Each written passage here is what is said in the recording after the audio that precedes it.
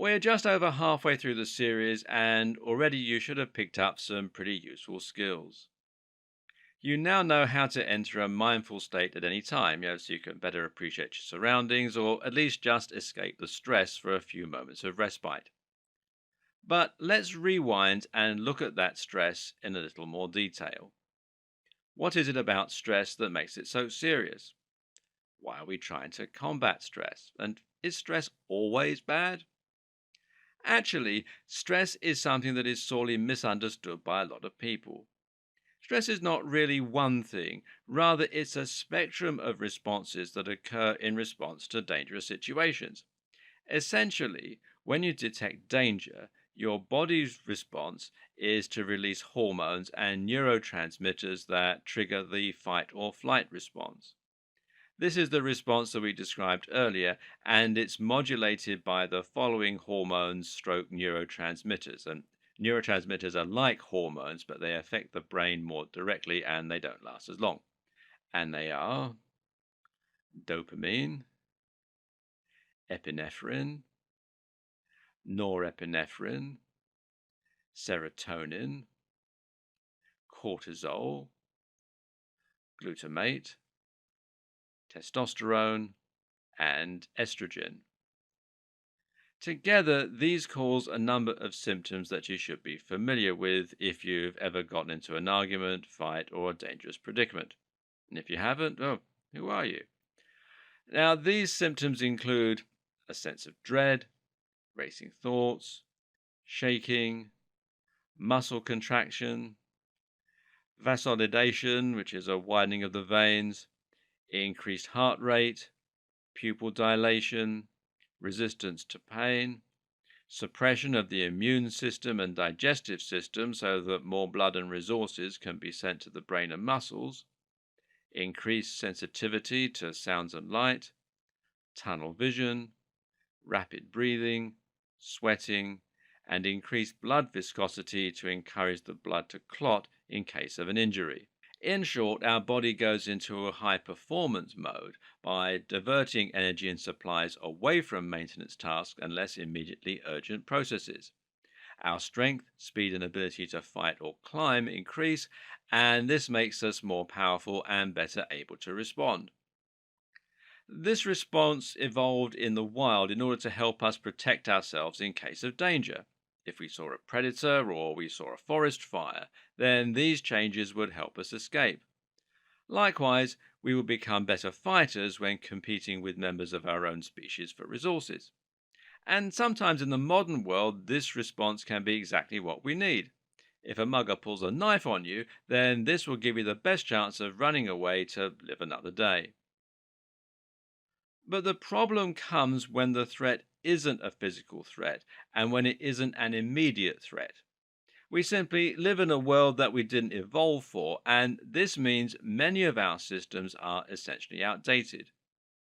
For example, if you're giving a speech, then your body will react in just the same way as it would if you saw a forest fire.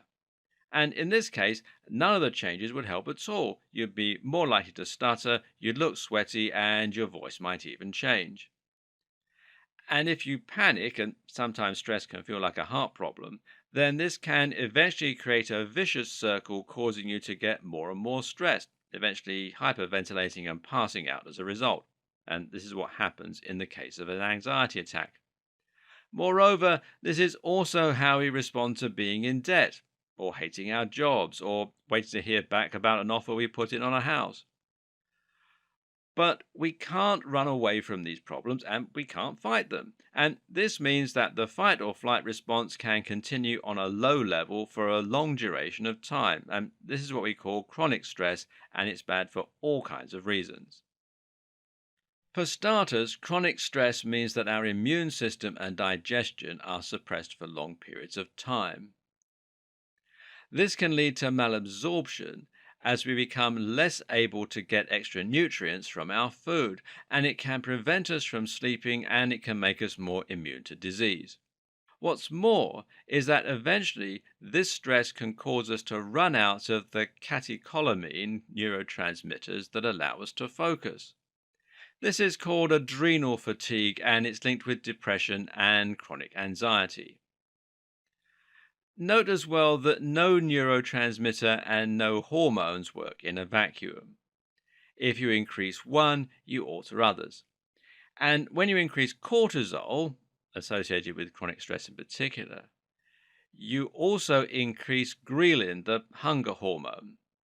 This also encourages something called lipogenesis, meaning that more of the fuels in your diet will be stored as fat than used for energy.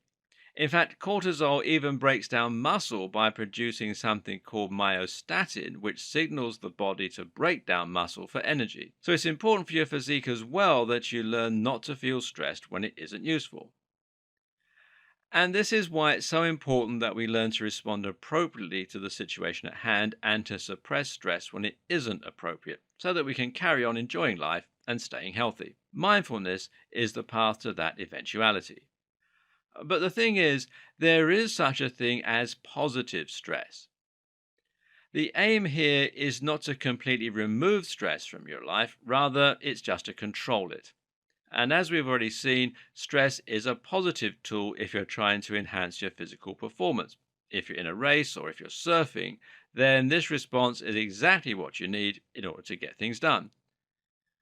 But the ideal situation would be that you get all the benefits of the fight or flight response without the negatives. Now, imagine if you could gain that focus and that increased muscle mass, but without the sense of dread and fear. As it happens, such a state may exist. It's what psychologists call a flow state, and it tends to be triggered during moments when we are highly focused on something that we also actually enjoy. The example given most often is extreme sports, where some athletes describe the world seeming to slow down around them while they pull off amazing moves and feel more alive than they ever have done. We also experience flow when we're completely focused on the work we're doing or when we're so deep in concentration that we forget the time and speak through the night. During this state, we produce similar neurotransmitters and hormones, but with the addition of another one called anandamide. Now, this is the bliss hormone that's also connected to abstract and creative thinking. It's actually the same chemical that gives marijuana its effect, but what most people don't know is that it's also produced naturally by the brain. Again, this isn't just one state, but rather a spectrum. We can be slightly stressed and very stressed. We can be slightly alert or very alert. We can be alert and angry, or alert and happy, or alert and scared. It's useful to think of the brain in terms of states, but just be aware that there are countless states in between as well, and it's more likely that you're somewhere on the spectrum. Flow states help us to perform at our best and focus more, but they don't cause the same negative effects as a typical fight or flight. The difference? Well, enjoyment.